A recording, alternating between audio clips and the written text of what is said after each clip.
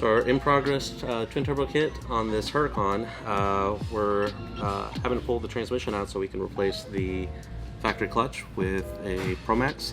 That requires a little bit more tear down of the transmission so we can get this internal components out so we can have it reinforced. So this support for the clutch, we'll send that off and that clutch to Shep and have him do his modifications to it so that the car then will be able to hold the power that it's going to make with the new twin turbo kit. So how much power do you think it's going to make? We're shooting for about 1,000 and that should be on ethanol. The guy just wants a fun daily driver.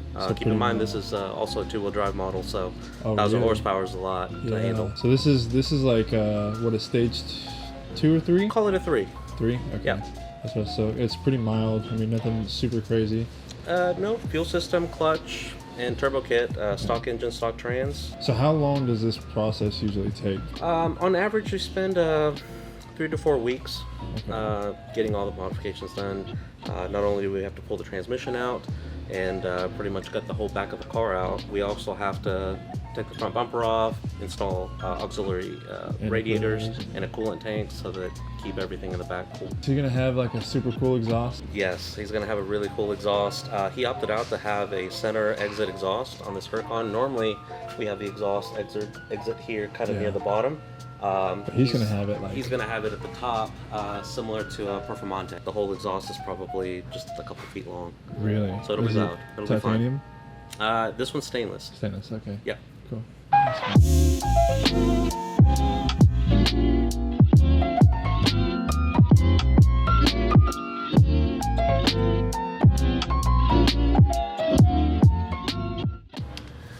Yeah, so I'll just let that swing. So we got the lower intercooler piping pretty much done. I'm waiting on parts for the upper, so I've just started putting it together on the bottom here.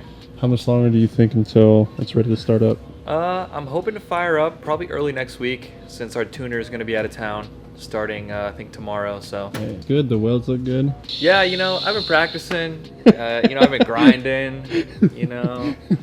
But realistically, like all those up there. I did these. Yeah, they look good. Kenny did these. Well, we'll give you the credit. So yeah, give me the credit and give me paid for it. So it's really coming together, all the vibrant links and everything. And the notch, that kind of fit perfect. It's a little tight on one side, but good enough. Yeah, good enough.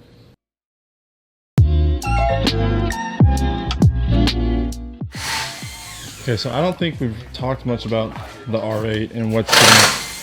This predates you. Yeah, so I know it's twin turbo. Yep. But it's getting a Motec, right? Yes. Why does it need a Motec? Officially or unofficially? What sounds cooler? Unofficially, he wants to make more power. Okay. You've got a lot more control with a Motec than you do with, say, a stock ECU flash. Yeah. Dude, how many projects are you working on right now? I'm stealing parts. You're stealing parts from someone who stole that, so. Yep. Stealing from Robin Hood. Okay, so we haven't really talked much about this car, but we know that it's getting Collins old turbos.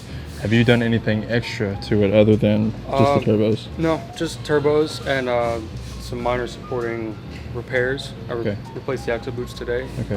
Engine's going in right now, so we're about to start that. That long process. And you kind of have to, do you have to finesse this one in like you did with Collins? A little bit, yeah. It's not going to be as difficult, but I do have to move the knuckle and the axles into place when I get close enough. And we didn't notch the frame on this one, did we?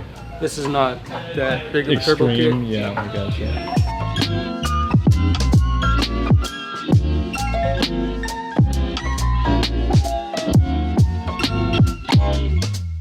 So this is a dumb question. I feel like I already know the answer to it. No such thing. So if you had 150 grand to spend, would you get that? Or would you get a Mark IV Supra?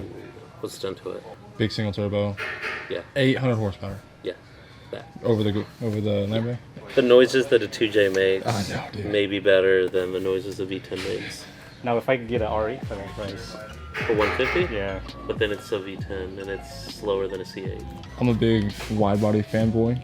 And so like the HKS kit they came out with for the Mark V, dude. We hate that kit. Really?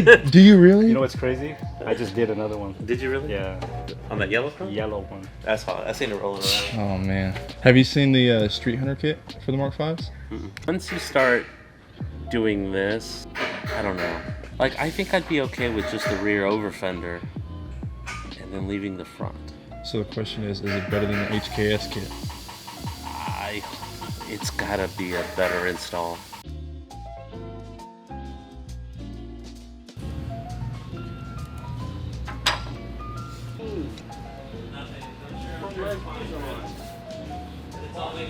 As long as there's not a gap of air between the front arms, you're fine. You're fine. There is no gap. Christian, you stay over there and work on your R8. There was a gap. I know. Volvo, where the turbo is the headlight. Just leave it open. What if I suck up a rock or a bird? Your car's not gonna run. It doesn't matter. Bro, I ordered a throttle body! A $76 throttle body. Max Peating rods. Don't even have a running engine yet.